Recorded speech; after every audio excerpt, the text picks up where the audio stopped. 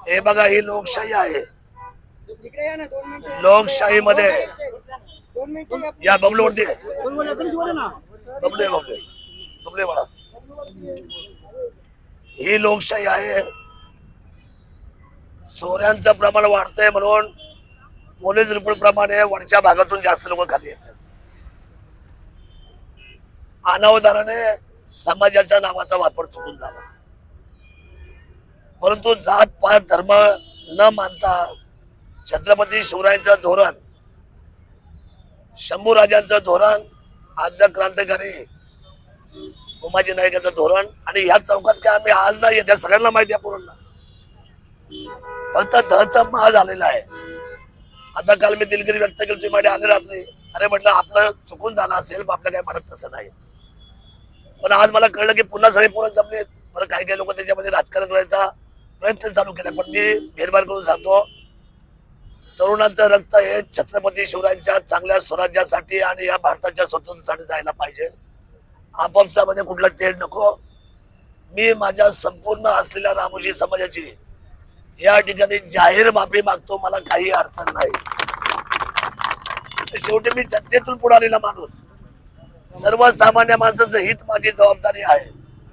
त्यामुळे कुठल्याही माणसाला राजकारण मी करून देणार नाही आणि माझं आयुष्य हे जनतेच्या हितासाठी उभं राहिलेलं आहे.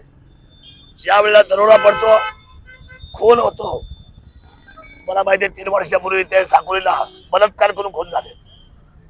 ही परिस्थिती भयावह आहे. त्यामुळे कधी कधी वेगाने, कधी कधी त्वेषाने, कधी कधी त्या कुटुंबाची परिस्थिती पाहून माणसाचं मन खालीवर होतं. पण याचा अर्थ कुणाच्या बाबतीमध्ये एखादी गोष्ट, बरं कुठला समाज काय घेऊन बसले, सगळ्या जाती धर्मामधले लोक जी ह्या पद्धतीने काम करतात. पण त्याच्यामध्ये काय मराठा समाजाचे लोक आहेत का? आहेत ना. ज्याचा त्याचा वर्ण कामाचा वेगळा आहे. पण चुकून जर माझ्याकडून एखादा शब्द फसला असेल तर त्याच्याबद्दल एवढं वाईट वाटून घ्यायचं काही कारण नाही. आणि मी आपल्याबरोबर आलेलो आहोत. मला जर तुम्ही बोलवलं असतं फोन करून एखाद्याने, मी आज सगळ्या जयवंतला बोललो आमच्या शर्तरला, तुम्ही जर जमणार असेल तर माझ्याकडे या, नसेल तर मी तुमच्याकडे येतो. मी सकाळीच बोललोय. पण काही हरकत नाही. आपण सगळी मंडळी छत्रपती शिवरायांच्या भूमीमध्ये आलात. काही लोक नगरच्या भागातून आले असतील, काही लांबून आले असतील. आलेल्या सर्वांचं मी मनापासून सहर्ष स्वागत करतो. आणि आपण सगळी मंडळी आद्य क्रांतिकाऱ्यांना मानणारी आहेत. जर मी 7 सप्टेंबर 1791 सांगू शकतो जन्माची, मी त्यांचा मृत्यू सांगू शकतो, मी त्यांच्या जीवनाच्या लढाई सांगू शकतो. याचा अर्थ आमचं प्रेम किती आहे. आणि इथं ज्योत आल्यानंतर माझ्या हातून पूजा केल्याशिवाय कधीच कोणी पुढे गेलेलं नाही. त्यामुळे आपण या सगळ्या गोष्टीमधून काढा. कोणी काय म्हणत असेल त्यांचा विषय सोडून द्या. आणि शेवटी मी महाराष्ट्राच्या विधिमंडळामध्ये काम करतो, आपल्या सगळ्याबरोबर काम करतो. आता तुम्हाला माहिती आहे मागच्या वेळेला एवढं मोठ्या टाकले प्लाझा समोर भांडण झालं, एवढं मोठं नुकसान झालं आपल्या लोकांचं. त्यावेळेला सुद्धा त्या प्रकरणामध्ये छाती मिळून ढाल मिकली होती. या प्रकरण घडत असतात, प्रसंग येत असतात. पण कोणी ह्या प्रकरणामध्ये वेगळा अर्थ काढू नये. तुमची अपेक्षा होती शरददादांनी यायला पाहिजे, माफी मागितली पाहिजे. जाहीर माफी मागतो. निवडणुकीमध्ये समाजाचं सर्वात मोठं योगदान होतं तुमच्या निवडणुकीमध्ये आणण्यामध्ये, काय सांगाल? 100% योगदान आहे आणि ते राहणार.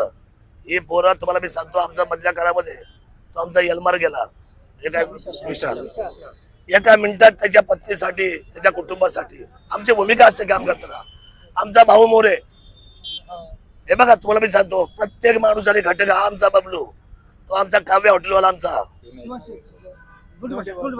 अरे सगळे आमचेच माणसं आहेत ना. त्यामुळे सोनबा झाला आमचं. आता आमचा सरपंच झालाय लुका.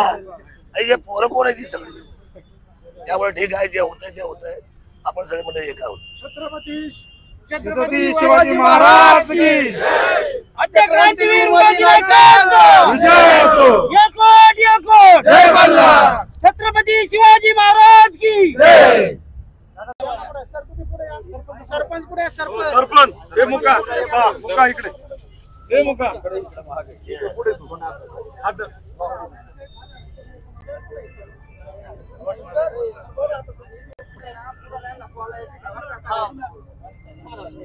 छत्रपती शिवाजी महाराज की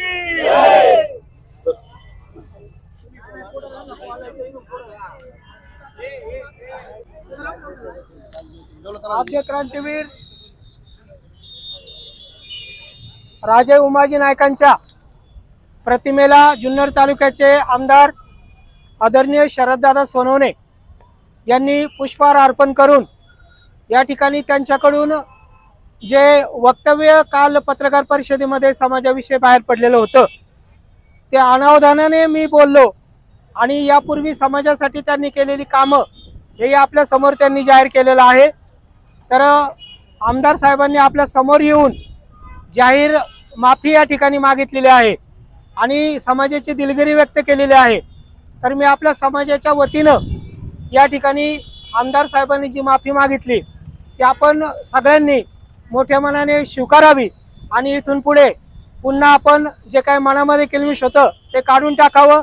आपल्या संघटनेचे दौलतनाना शितोळे साहेब यांनी सुद्धा आम्हाला अशा प्रकारचा निरोप दिला होता की जर आमदार साहेब तुमच्या समोर येऊन माफी मागत असतील तर तो प्रश्न त्याच ठिकाणी मिटवा, जास्त ताणू नका. आणि त्यांचंही म्हणणं आपण या ठिकाणी ऐकतोय. आमदार साहेब सुद्धा तालुक्याचे प्रतिनिधी असून आपल्या समाजासाठी इथपर्यंत आले, त्यांनी माफी मागितली. मी त्यांचं मनापासून आभार व्यक्त करतो आणि आपण सर्वांनी हे विसरून जावं अशी आपल्याला विनंती करतो. आद्य क्रांतीवीर उमाजी नायकांचा एकवट एकवट